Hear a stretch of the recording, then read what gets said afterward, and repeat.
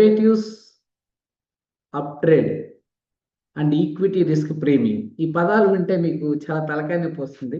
అయితే ఒక నిజం చెప్పనా, ఎవరైనా మీకు డబ్బు గురించి చాలా కష్టమైన పదాలతో వివరిస్తున్నారంటే దాని అర్థం వారికి ఆ విషయం సరిగ్గా తెలియదని, లేదా మిమ్మల్ని కన్ఫ్యూజ్ చేసి మోసం చేయాలని చూస్తున్నారు, అంతే సింపుల్. ఈరోజు మనం ఆ డబ్బు అనే మహాసముద్రాన్ని ఒక చిన్న గ్లాసులో నీళ్ళంతా సులభంగా అర్థం చేసుకుందాం. గుర్తుపెట్టుకోండి, డబ్బంటే మనకి కాగితం ముక్క కాదండి. డబ్బంటే స్టోర్డ్ వాల్యూ. అంటే పాత కాలంలో అంటే మీరు ఒకరికి మేకను ఇస్తే వారు మీకు బియ్యాన్ని ఇచ్చేవారు, కానీ మేకను మాత్రం ముక్కలుగా కోసి ఇవ్వలేం కదా. అందుకే డబ్బు పుట్టింది. మీరు సమాజానికి ఎంత వాల్యూ ఇస్తున్నారో దానికి ప్రతిఫలంగా సమాజం మీకు ఇచ్చే రసీదు అంటే రిసిప్ట్ మాత్రమే డబ్బు. మీరు ఎక్కువ డబ్బును సంపాదించాలంటే కష్టపడి పని చేయడం కాదండి, మీరు ఇచ్చే వాల్యూని పెంచాలి. ఇది చాలా సింపుల్ అండి. డబ్బు గురించి ఎవరైనా ఈ 3 విషయాలు అర్థమయ్యేలా చెప్తే వారు మనీ మాస్టర్ అండి. గుర్తుపెట్టుకోండి. ఇన్కమ్, మీరు ఎంత లోపలికి వెళ్తున్నారు లేదా ఎంత లోపలికి తెస్తున్నారు అంటే ఆదాయం. అయితే ఎక్స్‌పెన్సివ్, మీ జేబులో నుండి ఎంత డబ్బు బయటికి వెళ్తుందో కూడా అది ఇన్వెస్ట్‌మెంట్ ఏంటి? మీ దగ్గర ఉన్న డబ్బు మీకోసం ఎంత పని చేస్తుంది అనేది మనం అర్థం చేసుకోవాలి. అవునా గదా?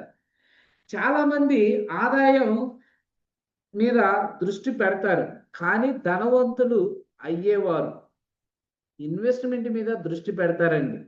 డబ్బు మీకోసం పని చేయకపోతే మీరు చనిపోయే వరకు డబ్బు కోసం పని చేస్తానే ఉండాలండి. దీన్ని ప్రపంచంలోనే ఎనిమిదవ వింతగా, దీన్ని సింపుల్‌గా చెప్పాలంటే డబ్బుకు పిల్లలు పుట్టడం, ఆ పిల్లలకు మళ్ళీ పిల్లలు పుట్టడం.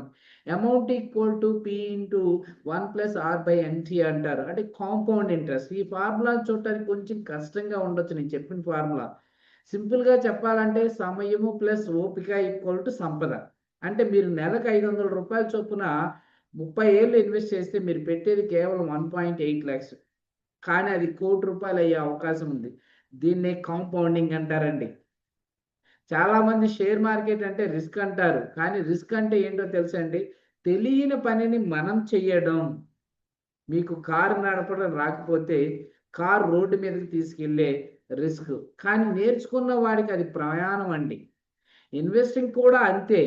అర్థం చేసుకునే అర్థం చేసుకోకుండా డబ్బు పెడితే అది జోదం అండి. అర్థం చేసుకొని పెడితే అది ఇన్వెస్ట్‌మెంట్.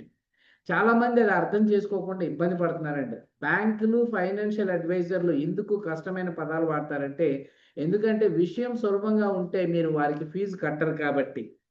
కానీ నిజమైన ఇన్వెస్టింగ్ చాలా బోరింగ్‌గా ఉంటదండి. తక్కువ ఖర్చు చేయడం, మిగిలినది ఇండెక్స్ ఫండ్ లేదా ఈటీఎఫ్‌లో పెట్టండి. 15 ఏళ్ల వరకు దాన్ని టచ్ చేయకండి. అంతే. ఇది వినడానికి చాలా సింపుల్‌గా ఉంది కానీ, అందుకే దీన్ని ఎవరు ఫీజు కట్టించుకోరు. సింపుల్‌గా అసలు పట్టించుకోరు గూడా, కట్టించుకోరు సింపుల్‌గా చెప్పాలంటే. మిత్రులారా, డబ్బనేది ఒక భాష. ఆ భాషను మీరు ఎంత సరళంగా మాట్లాడితే అంత త్వరగా మీరు ఆర్థిక స్వేచ్ఛను పొందుతారు. ఈ వీడియోలో నేను చెప్పిన విషయాలు ఒక 6 ఏళ్ల బాబుకి చెప్పినా అర్థమవుతుందండి. మీకు కూడా అర్థమైతే ఆ నాలెడ్జ్‌ని ఇప్పుడే అమలు చేయండి. మీరు మీ పిల్లలకు డబ్బు గురించి కేవలం ఒక మాట చెప్పాలంటే ఏం చెప్తారు? కింద కామెంట్ చేయండి. వీడియో నచ్చితే కనుక సబ్స్క్రైబ్ చేయండి. Thank you very much.